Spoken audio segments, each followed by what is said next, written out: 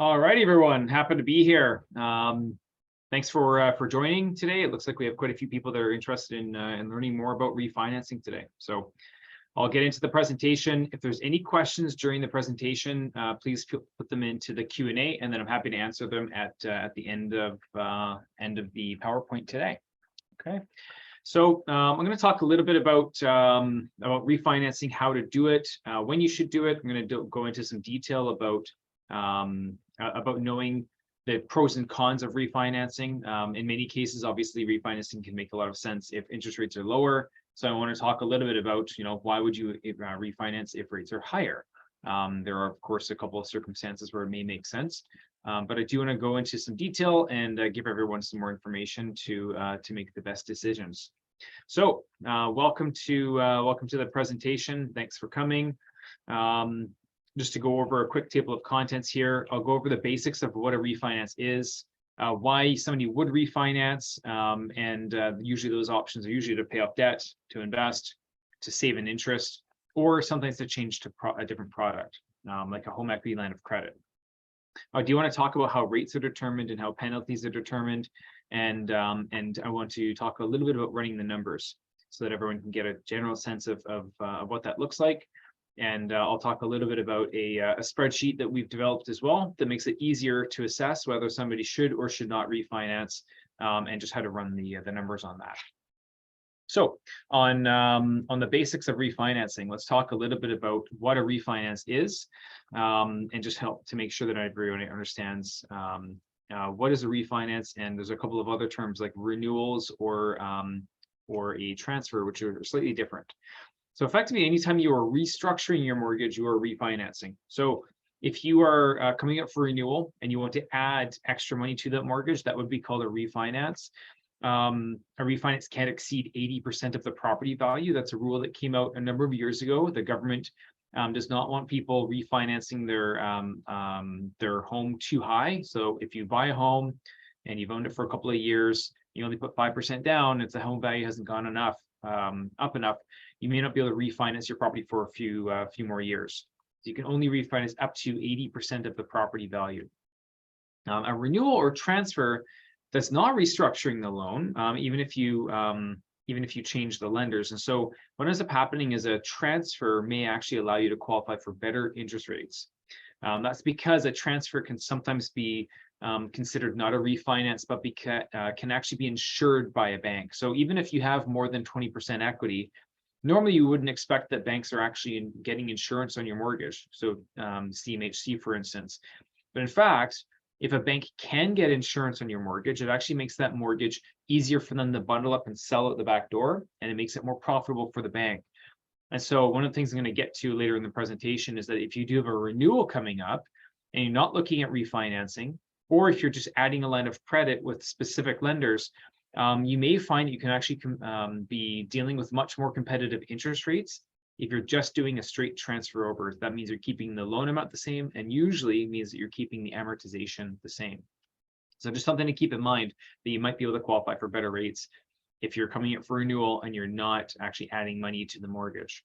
Anytime you're adding money to the mortgage, that's considered a refinance. And usually, if you're changing the amortization and stretching it out, that's usually also considered a refinance.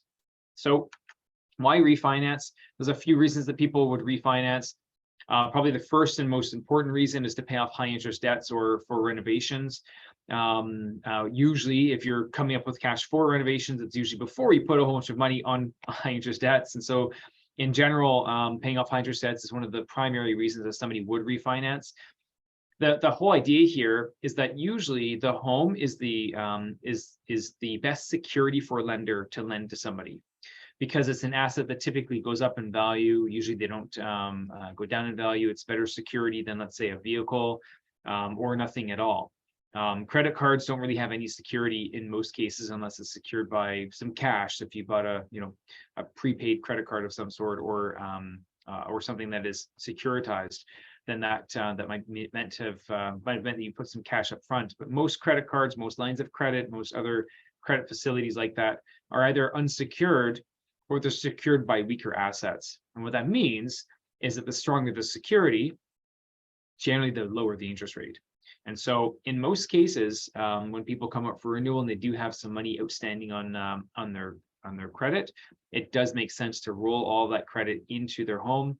Not only is the interest rate typically cheaper for most debts on a mortgage versus a car loan or unsecured, but in addition to this, usually the payments are lower too, because you can amortize this debt over a longer period of time.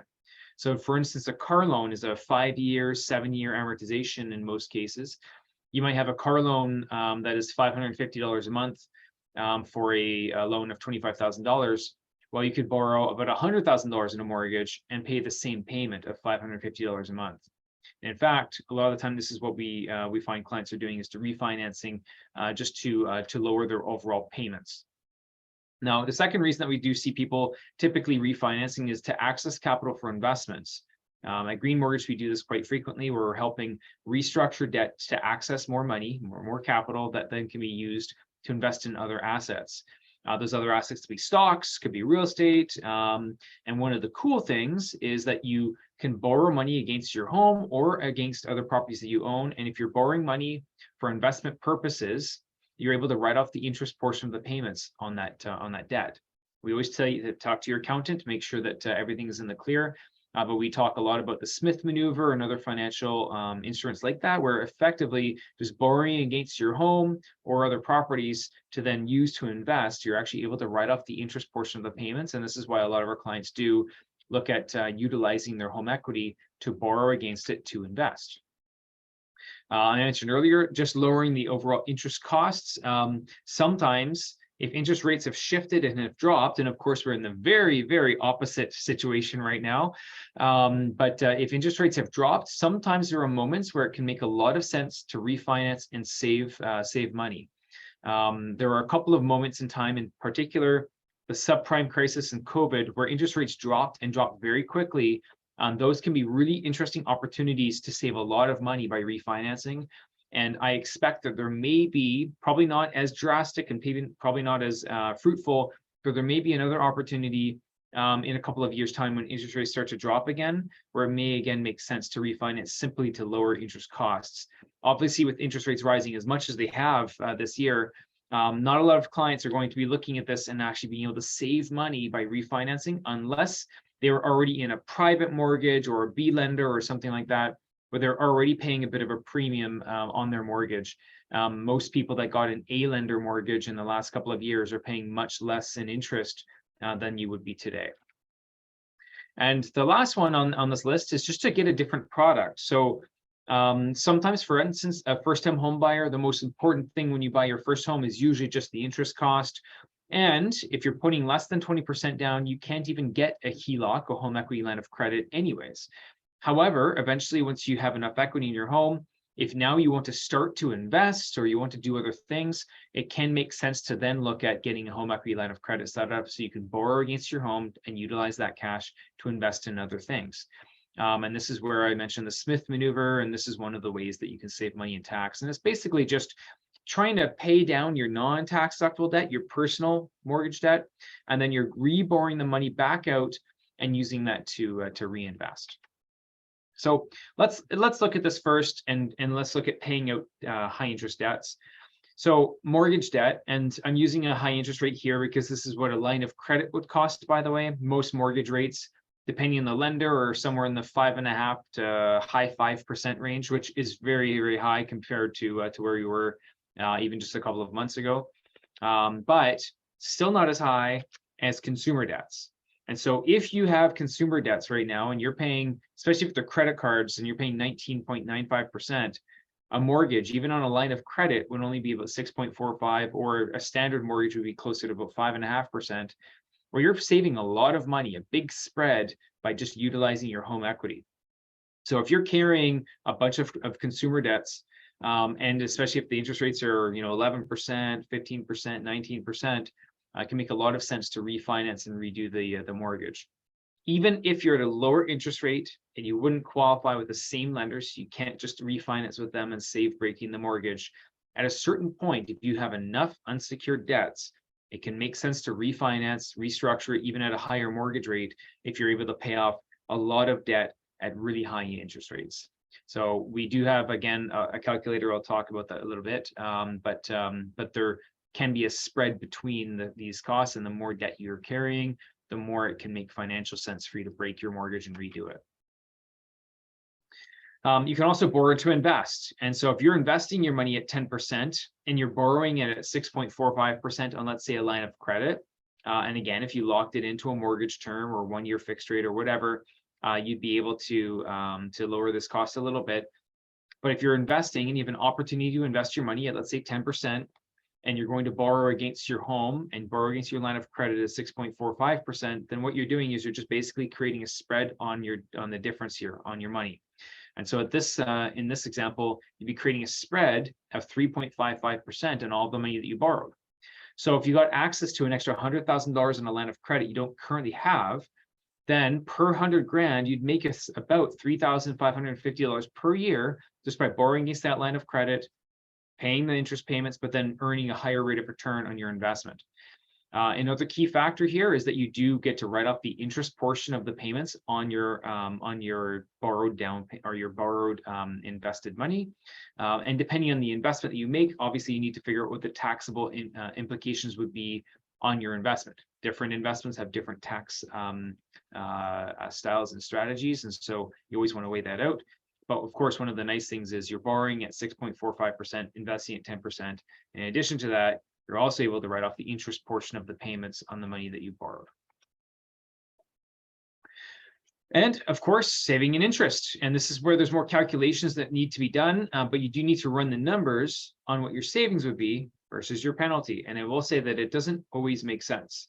There are many cases, and in general, an interest rate environment where interest rates are rising usually does not make sense if you're strictly looking at just saving interest on the mortgage itself. Most clients have mortgage rates that are lower than today's available interest rates.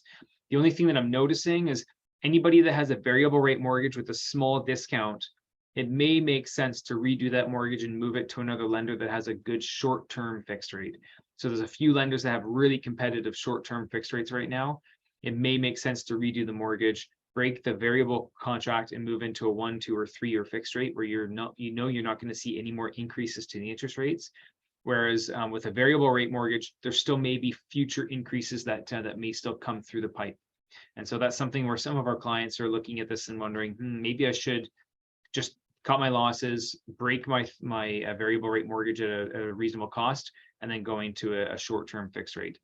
Now, keep in mind, you can lock in your mortgage with your current lender into a fixed rate. And in general, most lenders say your lock-in term plus the time elapsed must equal the original term of the variable rate mortgage. So that means is that if you took a 5-year variable and you're 1 year into the 5-year variable, then you have to lock into a 4-year term or greater. So basically, the total time that you were with that lender between being in the variable and locking into the fixed should equal the original term of the mortgage. Not every lender does it that way, but just be prepared that you might have to lock in into a specific term length or longer in order to be able to lock in with the bank. So that's just something to keep in mind. And last but not least, product. So getting a HELOC, a home equity line of credit. If you don't already have one, a lot of our clients do this, and this is usually step number 1 for most of our investor clients, is to get a readvanceable mortgage to minimize taxes. So let's say that you own a home worth $500,000. So yeah, it's probably way out in the boonies or not in BC. But let's say that the property is worth $500,000, and let's say that you paid down your mortgage and you only owe $225,000 on it. Now, since you can refinance and get up to 80% of the property value, that means that you could get a line of credit of $175,000. Between the mortgage and the line of credit, your total available credit is going to be 80% of the property value, which in this case would be $400,000. $400,000 is 80% of 500. So what ends up happening, and this is with the unique situation with what's called a readvanceable mortgage, because many lenders offer lines of credit, but not as many lenders offer what's called the readvanceable product. And readvanceable basically means that as you pay down the mortgage, that credit limit becomes available on your line of credit. So over time, as you pay down the mortgage, dollar for dollar, your line of credit limit will inch up. So if you pay down this line of credit down to, or this mortgage down to 200,000, well, now your line of credit will be have a limit of 200,000. If you paid on the mortgage down to 100,000, now the line of credit limit will be $300,000. And depending on the lender, many of these shift on a month-to-month basis. It's dollar for dollar. As you pay down the principal, you get to reborrow the money on the line of credit. And then what you can do is you can reborrow these funds out on a line of credit, or even borrow the line of credit and then lock it into a mortgage to get a better interest rate on it. And you can reborrow the funds to invest. So this is generally step number one for most of our investors, is to get this type of product, because what it allows them to do is it allows them to slowly transform their mortgage on their residence from being non-tax deductible to being tax deductible. And so this concept was it was called the Smith maneuver. I actually have a ton of books on the Smith maneuver at our office, and anybody who'd like to get a copy of it to learn more, or would like to set up a chat with one of our agents just to learn a bit more about the Smith maneuver, feel free to do so. You can send an email to info@greenmortgageteam.ca, and then put in your mailing address, and we'd be happy to put a copy of the book in the mail so that you can read a bit more about how you might be able to transform and change your mortgage from being not tax deductible to being tax deductible. Okay. So the question is, how much could you save? And sometimes it's a lot, especially if you're paying off a lot of debt, or if the interest rates are lower when you look to refinance. So again, I'm saying that in many cases in today's climate, with interest rates being higher in most cases than what other people would be looking at, you're probably not doing this just because the interest rates are lower. But if you're going to be paying off a lot of debt, then it can make a lot of sense to be doing this. Now, let's talk about a little bit of interest rates and what's happening with interest rates. Will they go up? Will they go down? Now, I will say that I did a webinar last week and talked about what's happening in the marketplace, what's happening to interest rates. I think it was over an hour long. So I went into a lot of depth about what's happening, why it happened, what's going to happen, and what you should do about it. So I won't go into too much detail about interest rates in this specific conversation. And anybody who'd like to learn more, you can always search us on YouTube and find our webinar that we did about interest rates. Also, we would have emailed everyone the video link as well. So if anybody would like that, or if they can't locate it, just send us an email at info@greenmortgageteam.ca, and we're happy to send it over to you. We also did a bit of a write-up. So I did a 6-page write-up about what's happening to interest rates, where you can learn more about that. But I do still want to talk a little bit about what's happening with interest rates and just give everyone an idea of what's happening and what to expect and how this impacts you if you're looking at potentially refinancing.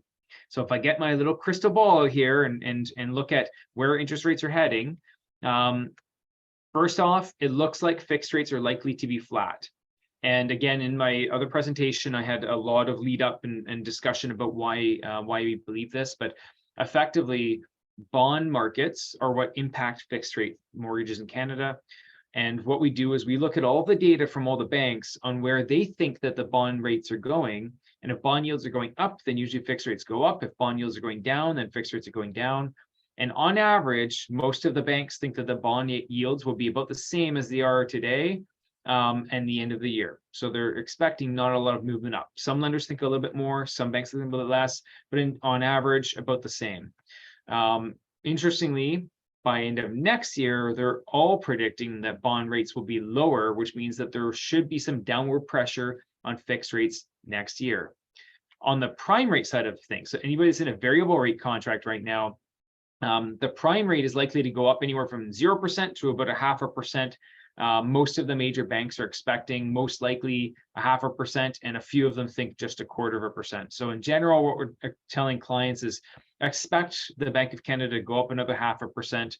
Yes, they can go more than that. Yes, they can go less than that. But it seems like a lot of people that would bet on this, and yes, there are people that bet on this in financial markets. The people that are betting on this are betting on about 0.5% increase by the Bank of Canada, and then that would likely be it. And eventually, probably in late 2023 or early 2024, interest rates will start to come back down again. So what is this telling us? Well, if current 5-year fixed rates are around 5.79, give or take, some lenders are lower. We have a couple of lenders that are offering rates that are 5.25 or 5.45%, but only in very specific cases. Or insured mortgages often get better interest rates as well. Just looking at a rate sheet today, I think One of the lenders is offering 5.19% for an insured mortgage for 5 years. On the flip side, on the variable rate side of things, a lot of lenders on average are about prime minus 0.3%. And right now the prime rate is 5.65 or 5.95. So the net rate would be 5.65. Interestingly, like in most cases, the variable rate mortgages are priced at a lower interest rate. And for a while there, they were, because they were lagging behind bond markets. And so the bond market was going crazy and the Bank of Canada kept ratcheting up the rates, but they were still lagging behind the bond yield curve. We're now at a point where it seems like the bond yields have kind of settled, but yet the Bank of Canada continues to increase.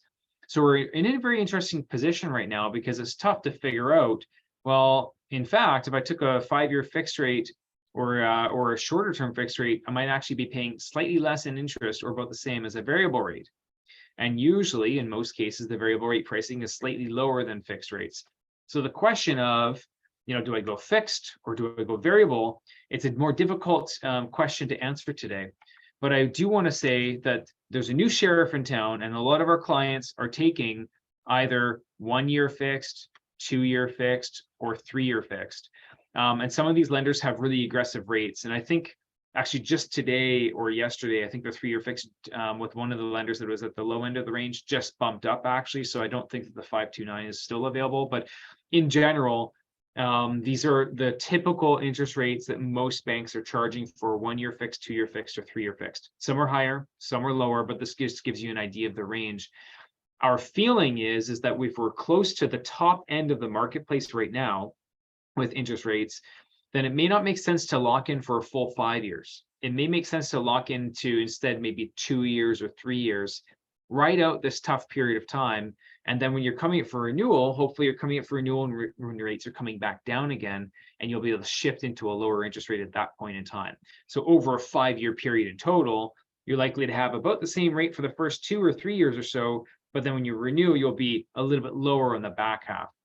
Now, that being said, however you slice it, rates are going to probably be pretty high for the next 18 to 24 months, maybe as short as 12 months, as long as 24 months, maybe somewhere in between, or probably somewhere in between. But that's the general consensus that we're getting right now, is that rates will be high for 12 to 24 months, and you're just going to have to hang on. So the question is, based on this information, is now the time to refinance? Depends. I will say this is when it almost always makes sense. If you're paying off enough high interest debts. So even if you're breaking a mortgage just at a really low interest rate, if the mortgage is small and the amount of unsecured debts is high, then that often will make sense. If you have a really large mortgage and you're only paying off a tiny little bit of unsecured debt and you have a lower interest rate on the mortgage, then probably won't work or make sense. So it really depends on how much debt you're borrowing on your mortgage, what the rate is on that, and how much debt you're borrowing unsecured and what the rates are on that, to take a look at it. Another reason that may make sense to refinance is if you just can't get that capital by any other means and you need to get access to the capital. So in some cases, you don't have a choice whether you need to refinance or not. You may have a really important situation coming up where you have to refinance. And if that's the case, then sometimes you can't do it with your existing lender. You have to break that contract and move it to another lender. In those cases, that's where people may be refinancing. Another reason that it may make sense is if there's an obvious tax savings to restructure things. We do find that sometimes, without going into a lot of detail on the tax side of things, there can be reasons where it can make sense for you to restructure your mortgage, even if you're going to have tax implications to do so. And the reason for that is that you might be able to save more money in tax by restructuring the mortgage and getting a HELOC, for instance. Sometimes those are reasons to do it, because you might be finding yourself paying a little bit more in interest now, but then by restructuring your debt, you might find you'll be able to save more than that amount of money by saving an appropriate amount of tax. If there is enough of an interest savings spread, then that's one of the main reasons to do this. And I will say that again, in 95% of cases, or probably perhaps even more than that, it does not make sense for most of our borrowers today because the interest rates have risen. They haven't fallen, they've risen. So if you're carrying a lot of debt, refinance now. If you're carrying all this debt and it's becoming a burden, look to your home to supply a solution to this. Don't be shy or don't be scared.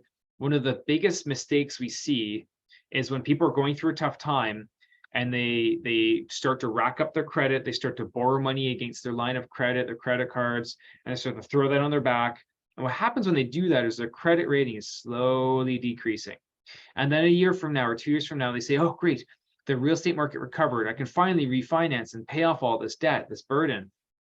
Well, the issue might be that because they've been racking up their debt, going up to their limits, maybe missing some payments, now they have huge debt load and they have poor credit, now all of a sudden it's really hard for us to go to a major bank and actually be able to refinance. If you're in a position where you can't refinance and you can't qualify to do so, it can make sense to get a second mortgage. A second mortgage is often going to be a pretty high interest rate, just like your unsecured debts. But the difference is that that second mortgage is not going to hurt your credit. So at least we can make sure that when you are prepared and ready and qualified to refinance in the future, maybe that's 1 or 2 years from now, at least you'll be able to qualify. Because the biggest challenge we find is that once people throw in that credit and that debt, we're going to pay those high interest rates for the next 1 or 2 years, then go to try to qualify for the refinance, find out their credit rating is been hit too hard because of all the debt they're carrying. And then they still have to go with the private mortgage to pay off all the debt first, and then wait another year or 2 years and then do it. So they've really delayed themselves being able to roll all of their debt into an A lender and end up prolonging the process. So my recommendation is, if you're worried about that, or if you just want to discuss it with somebody to understand what are the implications, then reach out to our team and we can better explain and help you better understand what damage you might be doing to your credit to carrying that debt. So I want to talk a little bit about penalties and the differences between the different types of mortgages, because this is really important and relevant too. When you go to break the mortgage, you need to understand what kind of penalties you might be paying. So closed variable rate is one of the most commonly chosen terms, and that has a 3-month interest penalty. Now, some lenders charge it on the prime rate, some charge it on the discounted rate, but either way, it's 3 months interest based on either the prime rate or your net rate. And so this penalty is reasonably cheap, and it's one of the reasons that if people think that they have a chance they might be selling or refinancing the mortgage inside of the 5 years, a variable rate is often recommended. If you're in a closed fixed term, then the penalty is either 3 months interest or something called an interest rate differential. I'm going to have some slides to talk about what that IRD is, because it's really important that you understand what that is and the differences between an IRD and 3 months of interest. And then there's also open variable. So a line of credit, for instance, is typically an open variable. There's no penalty to break it. However, an open variable is typically priced at a higher rate than a closed variable. So right now, a closed variable might be prime minus 0.2 or 0.3 with many banks, whereas a line of credit would be prime plus 0.5. So there's about a 0.7 or 0.8% difference between the interest costs. That means that we have a break-even point, usually about 6 to 9 months. The break-even point might be a bit longer than 9 months currently, because the closed variable rate mortgages are not as competitive. But in general, a break-even point is about 6 or 9 months, which means that if you borrowed money on a closed variable rate and got a deeper discount, the interest savings over a 6 to 9 month period would eventually equal the approximate penalty of breaking that mortgage if you broke it early. So even people that might be flipping a property or borrowing money for a reasonably short period of time, even if that period of time is only 9 months or 12 months, a closed variable may still make more financial sense. And so it's fairly easy to run those numbers. So you just look at what the 3-month interest penalty would be, and then compare that versus the difference in interest rates on that loan amount, and then you can figure out whether it makes sense to go with a closed variable or an open variable like a line of credit. So let's talk about those IRD penalties. Technically, an IRD penalty is the difference between your rate and current market rates for the same term remaining over the remainder of the term. Okay, so let's give you an example. Let's say that you have a $500,000 mortgage and you have a 3% 5-year fixed rate with 2 years remaining. And let's say that the current 2-year rate that the bank is using to calculate your penalty is 2%. Now, keep in mind that the calculation and the way that banks calculate penalties, and I'm going to get to this, they have a bit of an interesting system. So they don't always just use what a current 2-year rate is if you're a new customer to them. Major banks use posted rates and then manipulate this in a way where people end up paying higher penalties than they probably should. Now, if this is the case, then what the lender would do is they'd say, okay, you have your rate of 3%. If the current interest rate is 2%, according to them, then the penalty is the spread, the difference, which is 1% on that amount over the remainder of the term. And so you would pay 1% on $500,000 for 2 years. 1% per year is $5,000. Over 2 years, that's $10,000. So your penalty in this case would be approximately $10,000. Now, let's go into a bit of a breakdown here on how banks do this and how what we call non-bank lenders do this. So banks, what they do is they find the original discount off of posted, and then they find the closest posted rate rounded to the term remaining. So if you have 2 years and 2 months left, then they would round it and just look at the 2-year posted rate. And then they take the posted rate for the term remaining and subtract that discount and use that to determine your penalty rate. Now, let's go over a quick an idea of what numbers are often used here. For a long time, the bank's posted rates for 5-year fixed rates were about, let's say, 4.99%. And clients were getting 5-year fixed rates of, let's say, 1.99%. So the banks were giving a 3% discount off of the 5-year posted. Now, if you look at what a current 2-year posted rate is, it might be in the low 6s, but they're not giving a 3% discount off of a 2-year posted rate right now on a new mortgage. But they're going to use a rate of, let's say that the posted rate right now is 6.19%, subtract 3% from that. They would use a rate of 3.19% to calculate your penalty, which isn't really fair or reasonable. Now, luckily, if you are breaking that 5-year fixed rate and you're at 1.99 and the penalty rate is above 1.99, that means that you're not going to have an IRD penalty apply. So your penalty at least will be cheaper. But that being said, in many cases, even in interest rate environments where they're flat or even slight declines, you may see that an IRD penalty actually applies, which doesn't make a lot of sense. Now, if you look at a non-bank lender, the way that they do this is they find the closest posted rates to the term remaining. And non-bank lenders don't really have posted rates in that sense. They just have one rate. They don't have a posted rate. They just have a 2-year rate, and whatever their current 2-year rate is, that's the rate that's used to calculate the penalty. So the question often comes down to, like, why do banks use IRD penalties, or why are these reasonable and fair? And the reason for this is that lenders actually lend money to people like you and me, then they turn around, they bundle the mortgages up, and then they sell them out the back door. And what they're doing is they're creating a spread between the money and the cost that they lent it out to you at, and then what they borrowed against that asset for. So that's why they actually watch bond yield markets to determine where bond yields are at right now. So let's say right now, bonds are 3.5%, 5-year fixed rates are 5.5%. They'll take a bunch of mortgages that they lent out to you and me at 5.5%. They'll bundle them up, and then they'll get an investor to buy the bundle, and they will pay an investor a certain rate of return that will be pretty close to what a bond yield is today. And so they'll package up and say, okay, here you go. We'll give you 3.75% if you buy this bundle of mortgages from us. And so the international investors can buy these bundles of mortgages. Now, this process actually caused the US subprime crisis back in 2008, because it was determined that a lot of these mortgages that were getting bundled in, they'd sprinkle in a couple of AAA mortgages along with a bunch of junk mortgages, and then call the bundle AAA, which wasn't reasonable. And so this actually caused the US subprime crisis. A lot of people didn't want to buy bundles of mortgages. So that was a bit of an issue, and caused the worldwide financial crisis because of that particular aspect of it. But this is why, so if a bank lent out money to you at 5.5 and then bundled it up, and now they're paying an investor 3.75, do you think that if rates go from 5.5% down to 3%, the bank's going to let you get out of your contract for free?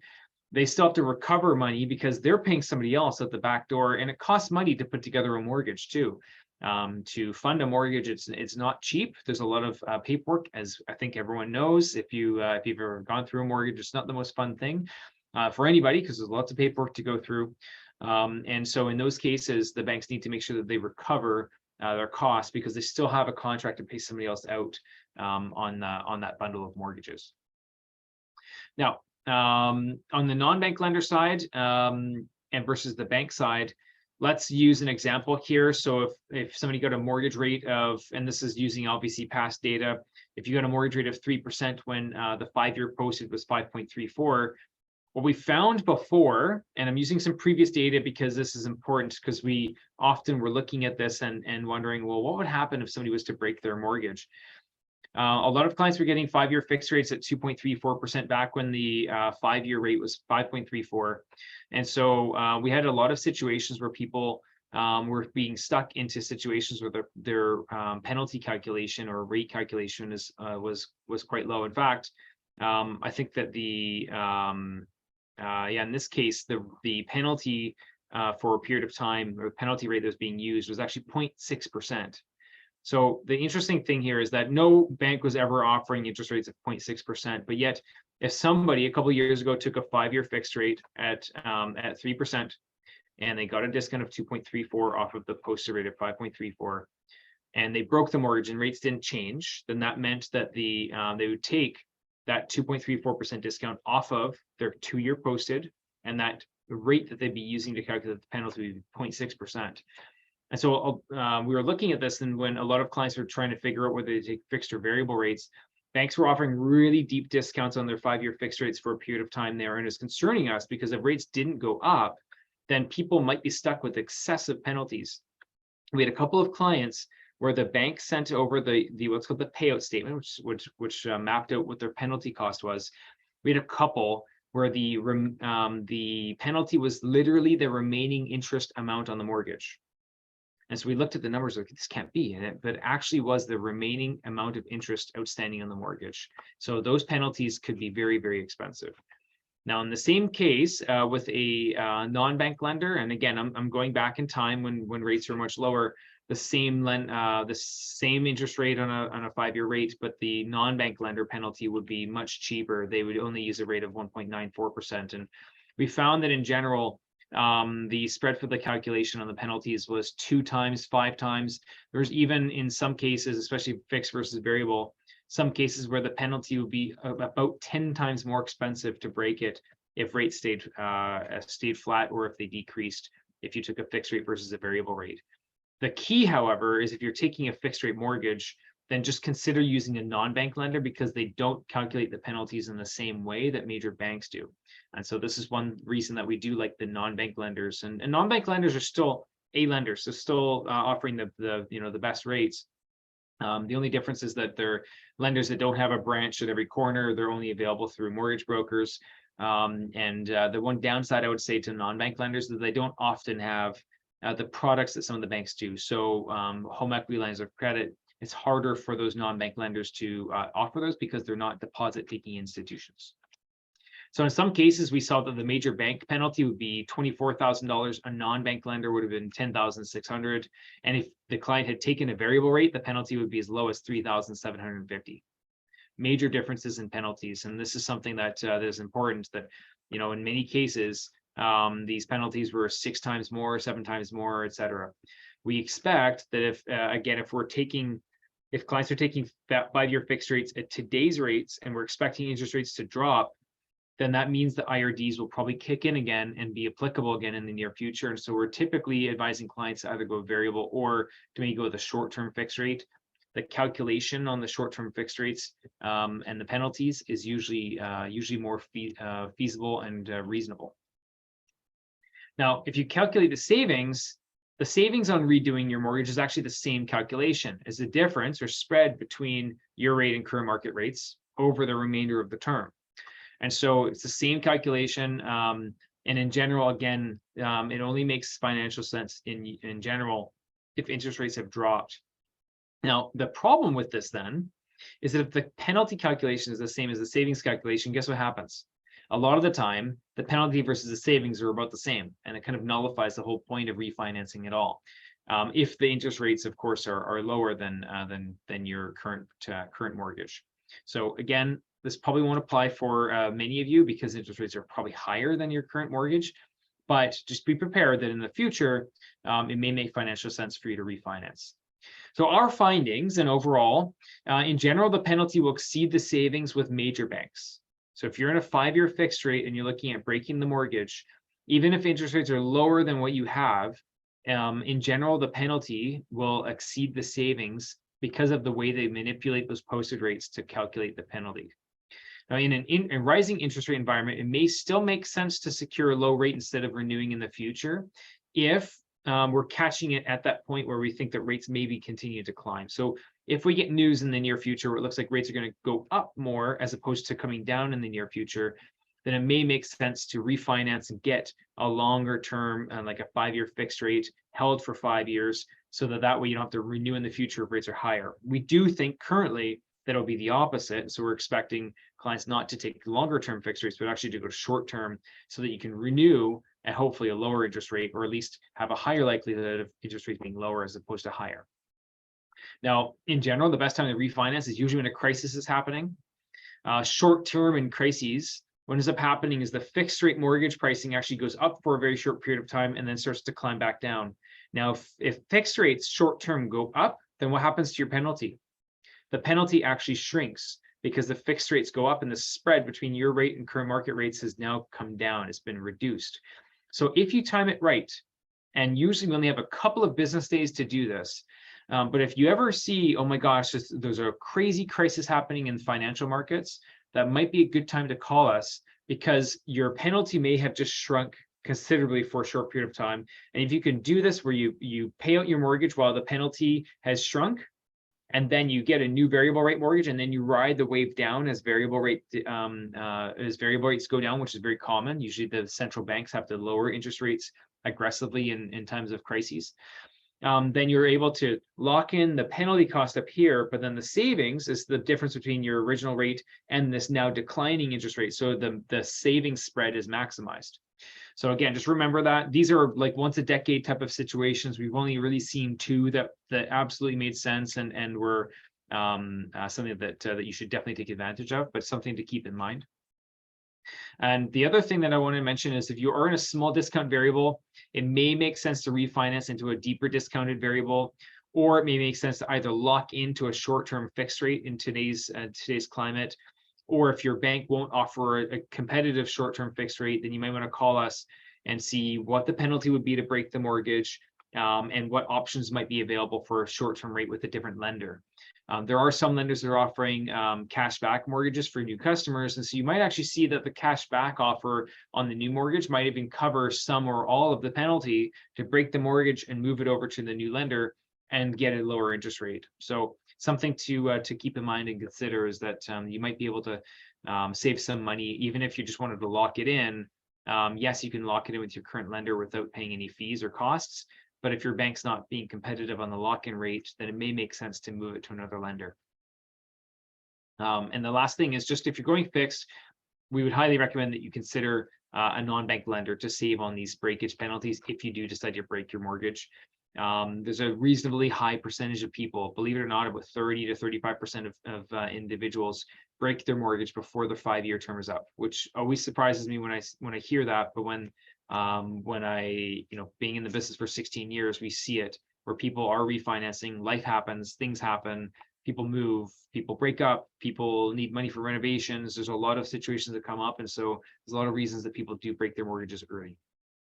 So regarding the math, and if you're wanting us to help calculate things, we do have a spreadsheet that we use to calculate the numbers. One of the other things the spreadsheet can do is it can also allow us to track and follow and give you a better idea of whether you should go with a fixed rate or variable rate on your upcoming renewal or refinance or purchase or whatever, because we can create rate scenarios and look at, well, what happens if the interest rates are here and if they move up to here and if they move up to here. So we can even assume the Bank of Canada moves up 0.5% and then they start to move down a little bit in the next coming years. And we can give you an idea of the difference in interest between those two scenarios. But this also calculates what your estimated penalty would be. It would calculate the total interest cost. And we can map out if you do have debt that needs to be paid out, we can add that debt to the calculation and see what your total benefit might be. And so we can compare that over the remainder of your term, but also look at, well, what happens if you go into a new 5-year term? What would be the savings if you did that over a 5-year period? And it has some nice, cool, fancy graphs, of course, to be able to show you and illustrate, what is happening.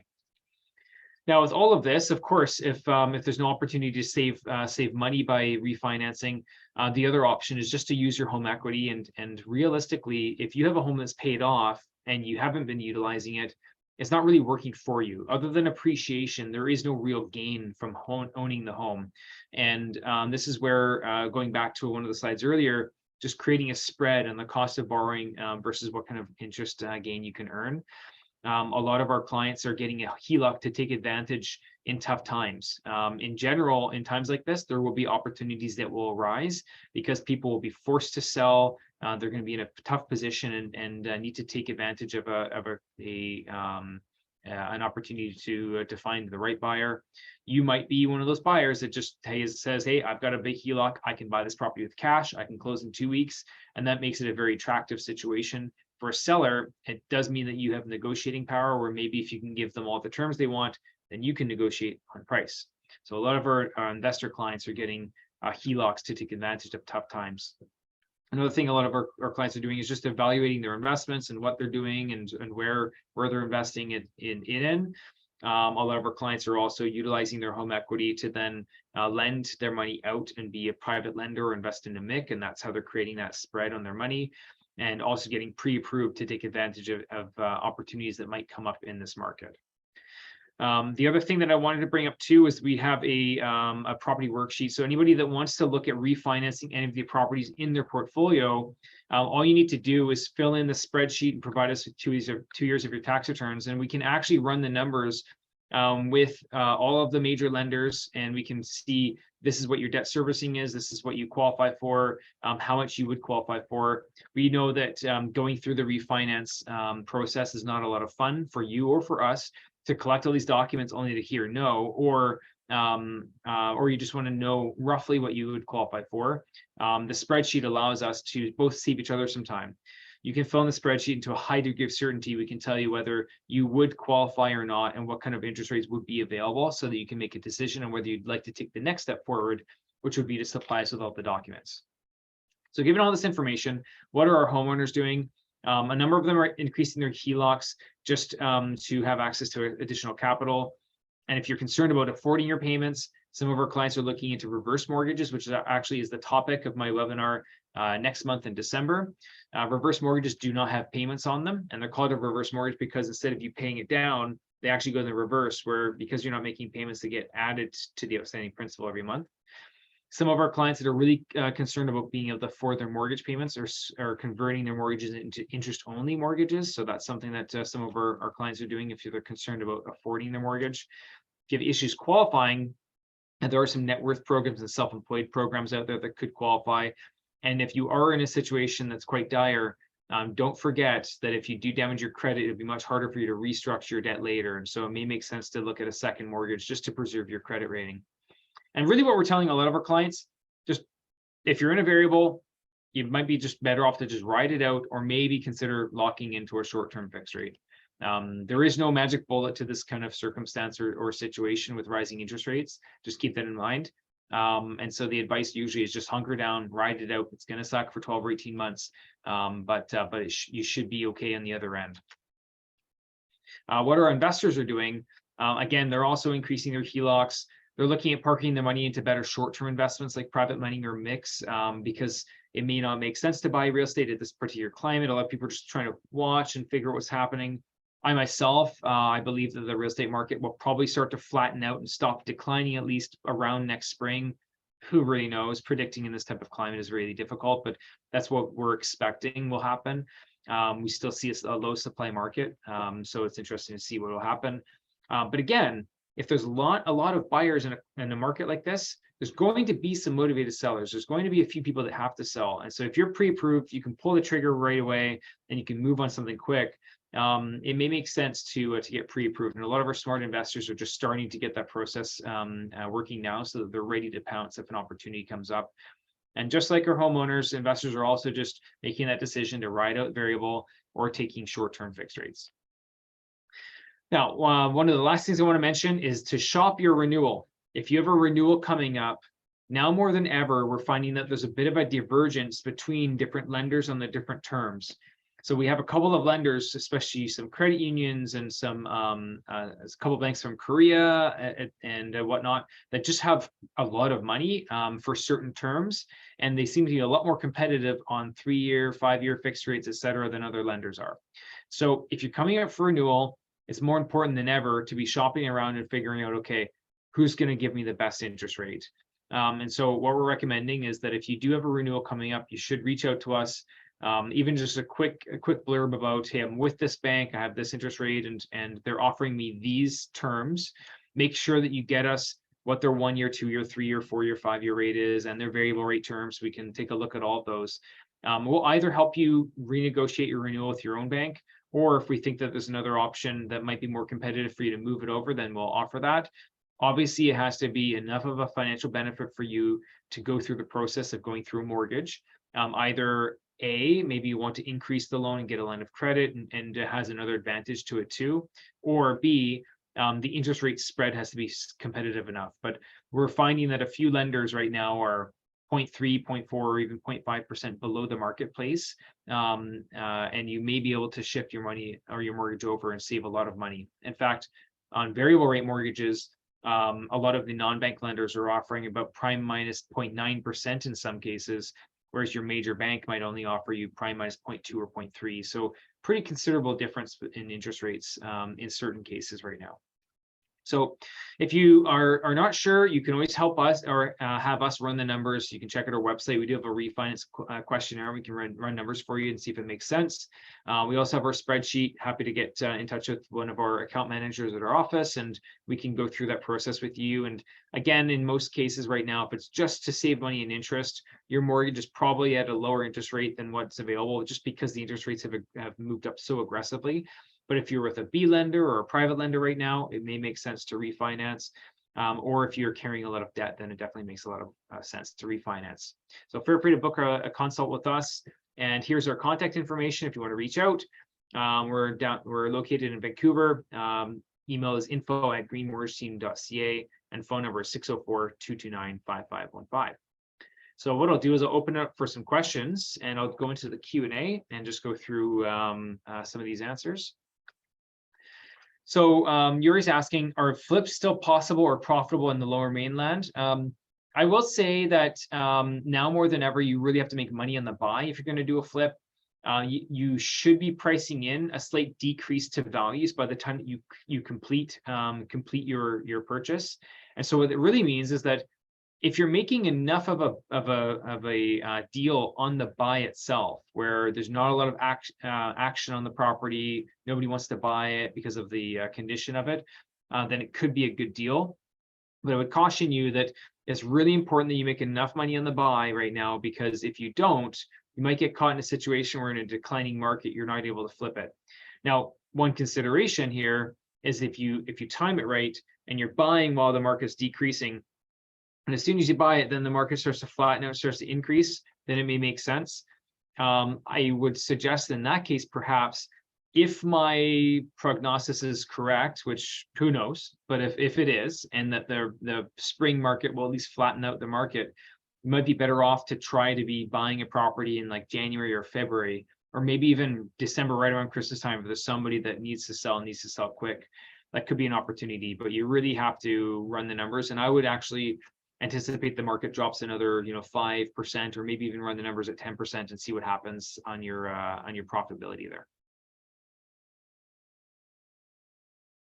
Somebody asks me if we have the Smith Maneuver professional certificate. Yeah, so one of our account managers in our office has our Smith Maneuver professional certificate, so is certified to give this advice and provide feedback on the Smith Maneuver. We didn't go into a lot of detail about a couple of the other ways that you can accelerate the Smith Maneuver, but one of our members inside of our office does have their certificate. Ricky asks, I have 2 rentals, property due for renewal next November. Is there a lender that can take both properties, or still better to have different lenders? Okay, so if you have 2 properties due for renewal next November, a lender could take one of them or both of them. If they're coming up for renewal and you don't need money out of them, I would be hesitant to say let's refinance them today, because you're currently probably at a lower interest rate than what's available in the marketplace, number one.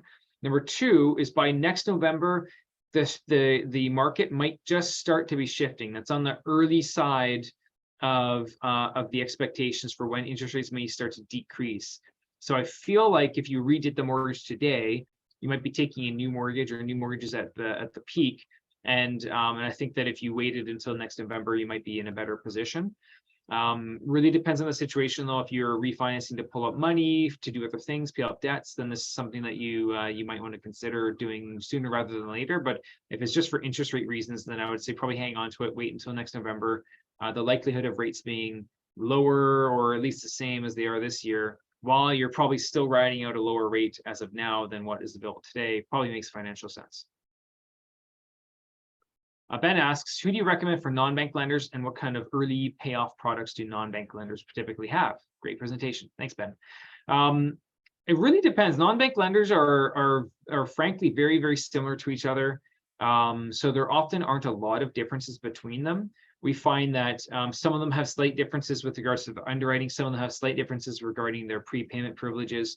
But for the most part, most non-bank lenders have really competitive prepayment privileges. Usually they allow you to pay off 20% of the mortgage per year with no penalties, which is on the high end of the range for most banks, and more flexible when you can make those prepayments. Some banks only allow you to do it once per year on the anniversary date, or a lot of the non-bank lenders allow you to make multiple payments.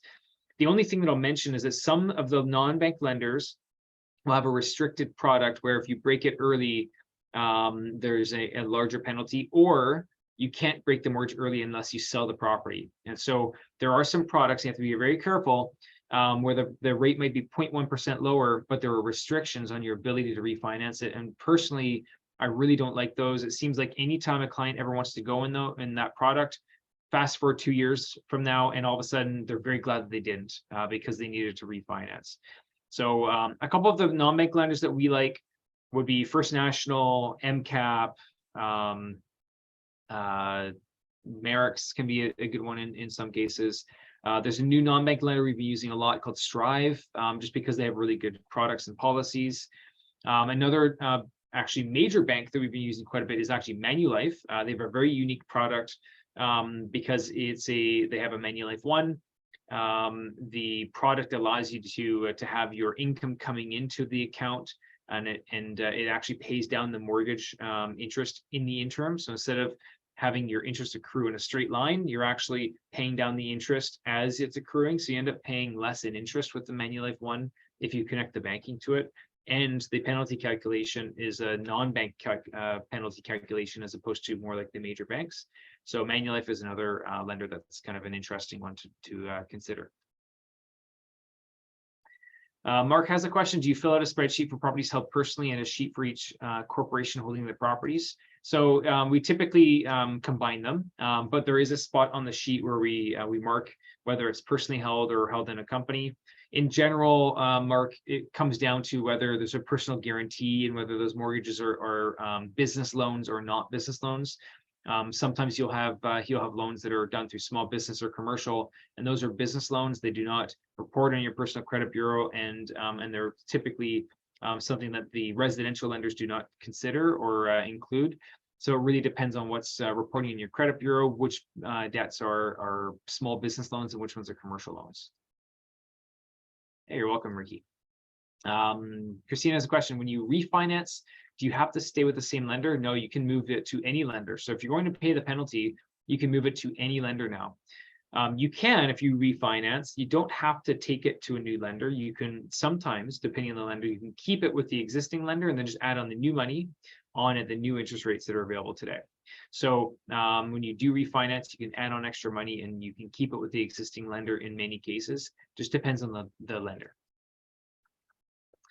The question about multifamily. So what do you recommend for multifamily commercial mortgages, 6+ units? Do we recommend fixed short terms like 1 to 2 years? It's interesting because multifamily is interesting because the mortgages just take so much longer to process and to do. And in some cases, I do find that more of our clients are willing to just take longer mortgages on multifamily just to have it over and done with. In some cases, especially with CMHC insured multifamily mortgages, a longer term, like a 10-year term, can actually give you more money. And the reason for that is that the 10-year rate, they have a lower debt coverage ratio requirement. So basically they need the property to generate less in income compared to all the expenses. to grant you that loan. So some of these you can actually get more money on a 10-year rate than you can with a 5-year rate with a CMHC insured mortgage in particular. I still, in general, I'm recommending medium-ish terms for commercial loans. So that's something to consider. But it really depends on the client, the situation, what the property is, etc. Awesome. So that's all of the questions in the Q&A. And then Ricky, if you could email us and just put in your mailing address in the email, then we'll be happy to pop a copy of the book in the mail. George has a comment here. What investments will give you 10% these days? Stocks are low. REITs are not guaranteed to make 10% going forward. Any recommendations? Yeah, so George, 10% might be slightly high on the high end, but if you were to invest your money into a mortgage investment corporation, so basically a pooled private lender, kind of like a REIT, except they do mortgages. The REITs or the mix are expecting their returns to be somewhere probably in the mid 8s to mid 9s. So I think you might be getting fairly close to that. If you're a private lender yourself and just lending direct money, it's not that difficult to get 10% money right now. If you're lending 70% or 75% of the value of the property, then 10% interest and maybe even a 1% lender fee is definitely doable right now. So it just depends on the situation, but you're right, stocks are down, so that's a tough call. And this is one of the reasons and situations we're facing right now is interest rates have gone up and the returns on investing seem to have come down in many cases. It's kind of squeezing everyone in the middle. But mortgage investment corporations seems to be a common theme right now. A lot of our clients are looking at investing in those. Awesome. Well, I've answered all the Q&A and all of the items in the chat here. So, one more question in the Q&A. Christine asks, when you take out a HELOC, do the lenders look at your income as well? So yes. So a HELOC mortgage, considered the same thing to the banks. It's still mortgage debt. Just something to keep in mind actually is it's actually a little bit harder to qualify for a line of credit. They use a higher qualifying rate when you're getting a line of credit than they do when you're just getting a traditional mortgage. So there's just something to keep in mind. But yeah, I think that's it. So I think we've answered all of the questions. Thanks so much for coming out, everyone. I appreciate you being here. Hopefully you got some value out of this today, and looking forward to talking to all of you soon. Thanks a lot. Have a good day.